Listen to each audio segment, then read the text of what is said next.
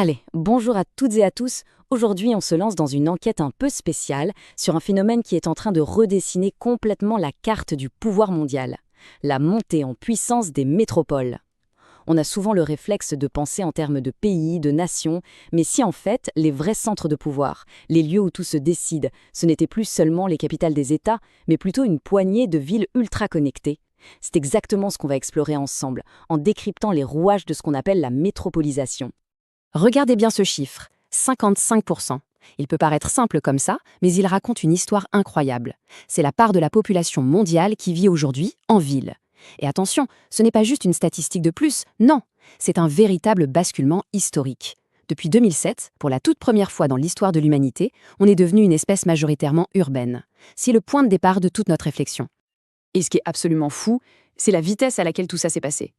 Pour mettre les choses en perspective, en 1900, c'était à peine une personne sur 10 qui vivait en ville. C'est rien. Aujourd'hui, on est à plus d'une sur deux. Et demain, en 2050, on sera presque 7 sur 10. Cette accélération en à peine plus d'un siècle, c'est l'une des transformations sociales les plus profondes et les plus rapides qu'on ait jamais connues. Alors, forcément, la question qu'on doit se poser, c'est est-ce que toutes ces villes se valent? Est-ce qu'une ville de 2 millions d'habitants en Afrique a le même poids qu'une ville de 2 millions d'habitants en Europe? Eh bien, la réponse est non. Un grand non même. Il y a une hiérarchie, un classement extrêmement clair entre les villes du monde. Et c'est justement cette hiérarchie, ce code du pouvoir urbain, qu'on va essayer de déchiffrer ensemble. Bon, avant de plonger tête la première dans des études de cas, petite pause. Comme tout bon enquêteur, il nous faut le bon matériel. En géographie, notre matériel, ce sont les concepts, les mots précis. Maîtriser ces outils, c'est indispensable pour bâtir un raisonnement qui tient la route. Et croyez-moi, c'est ça qui fera toute la différence le jour du bac. Alors, on s'équipe? Premier outil, et c'est le concept central du chapitre, la métropolisation. Attention, ce mot est un peu un piège. Ça ne veut pas juste dire que les villes grandissent. Le mot-clé ici, c'est fonction de commandement. On parle des sièges des plus grandes entreprises, des banques mondiales, des grands centres de recherche, des médias qui influencent le monde entier. Bref, la métropolisation, pour le dire simplement, c'est la concentration des cerveaux et de l'argent dans un tout petit club de ville. Et ça nous amène directement au piège classique, celui qu'il faut absolument éviter au bac, la confusion entre mégapole et métropole. Pourtant, la différence est simple. Mégapole, c'est quantitatif. C'est une question de taille. Plus de 10 millions d'habitants, et c'est tout. Métropole, par contre, c'est qualitatif. C'est une question de pouvoir, d'influence. L'exemple est parfait pour ça. Lahore, au Pakistan, est une immense mégapole de 11 millions de personnes, mais son influence est surtout régionale. À l'inverse, la toute petite Genève, avec ses 200 000 habitants, est une métropole mondiale. Pourquoi? Parce qu'elle accueille les sièges de dizaines d'organisations internationales. Donc retenez bien, la taille ne fait pas tout. Ok, maintenant que nos outils sont bien clairs, on peut aller sur le terrain. On va examiner les preuves. Pour ça, on va se pencher sur 2 études de cas. 2 exemples qui vont nous montrer les visages très différents que peut prendre la métropolisation dans le monde. Premier dossier sur la table, Londres. Là, on est face à l'archétype même de ce que la sociologue Saskia Sassen a appelé une ville globale.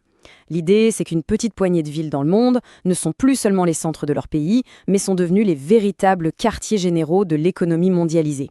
Et dans ce club très fermé, Londres a clairement sa place au sommet. D'accord, mais d'où vient cette puissance concrètement?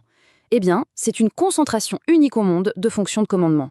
Son quartier d'affaires, la fameuse City, est l'un des 2 plus grands centres financiers de la planète, avec Wall Street. On y trouve plus de 500 banques internationales, les plus grands cabinets d'avocats, des experts en assurance. C'est aussi un aimant à talent, avec des gens venus de 200 pays différents. C'est cette hyper-concentration qui fait de Londres un nœud, un carrefour absolument incontournable de la mondialisation. Allez, on change complètement de continent et d'ambiance. Direction le Brésil, un géant des pays émergents. Ici, la métropolisation est un phénomène beaucoup plus récent et beaucoup plus brutal aussi. D'un côté, c'est un moteur incroyable pour la croissance du pays, mais de l'autre, elle creuse des inégalités sociales et géographiques absolument spectaculaires. C'est l'autre visage, plus contrasté, de ce phénomène mondial. Et ce graphique, il parle de lui-même. Regardez cet écart de richesse. Le PIB par habitant à Londres est plus de 5 fois supérieur à la moyenne brésilienne. C'est la preuve que la métropolisation n'est pas un processus uniforme qui s'appliquerait de la même façon partout. Non, elle s'adapte aux contextes locaux et elle produit des villes et des sociétés radicalement différentes. Bon, avoir des connaissances, c'est bien. Savoir les utiliser pour convaincre, c'est mieux. Pour un géographe, et surtout pour un élève qui prépare le bac, l'outil ultime pour présenter ses preuves de manière claire et argumentée, C'est le croquis, le fameux croquis argumenté. C'est une compétence essentielle, alors on prend 2 minutes pour décortiquer la méthode. La méthode est simple, mais elle demande de la rigueur. 3 étapes, pas plus. D'abord, on analyse le sujet, on décortique chaque mot, on définit bien les limites de l'espace étudié, ensuite on sélectionne. On ne peut pas tout mettre sur une carte, c'est impossible. Il faut donc choisir les infos les plus pertinentes pour répondre au sujet. Et enfin, l'étape la plus importante, on organise la légende. La légende, ce n'est pas une liste de courses, c'est le plan détaillé de votre démonstration, mais en version visuelle. Pour que ce soit bien clair, on reprend notre exemple brésilien. Imaginez un sujet type bac. La métropolisation au Brésil, dynamique et contraste. On peut organiser la légende en 3 parties logiques. Première partie, on localise les pôles, les centres. Où est-ce que ça se passe? Deuxième partie, on montre les dynamiques, les flux. Comment est-ce que ça bouge? Et troisième partie, on met en lumière les contrastes, les fractures. Où sont les régions riches, où sont les régions plus en retard? Vous voyez?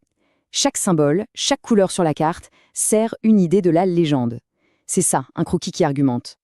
L'enquête touche à sa fin, il est temps de rassembler toutes nos preuves et de rendre notre verdict.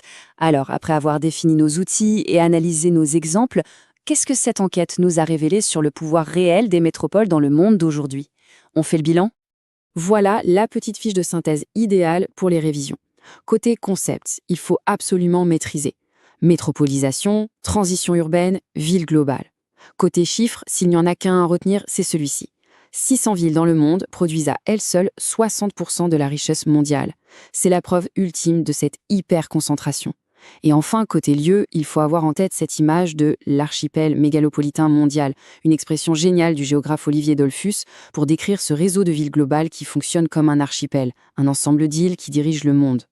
Et cette citation du sociologue Julien Damon, elle résume tout ça à la perfection. Le pouvoir est en train de basculer. À l'heure de la mondialisation, les grandes métropoles sont tellement connectées entre elles par les flux d'argent, d'informations, de personnes, qu'elles semblent de plus en plus jouer leur propre partition, composer leur propre musique, parfois presque indépendamment des États auxquels elles appartiennent. Et on va terminer sur cette question, une question beaucoup plus large. Parce que comprendre la métropolisation, ce n'est pas juste un exercice pour le bac. C'est comprendre le monde qui se construit sous nos yeux. Face à cette concentration extrême de pouvoir et de richesse, qui crée aussi d'énormes inégalités et des défis écologiques immenses, la question du modèle de ville qu'on veut pour demain est en fait une question profondément politique et une question citoyenne. Et c'est une réflexion qui, au fond, nous concerne absolument tous. Merci beaucoup d'avoir suivi cette analyse.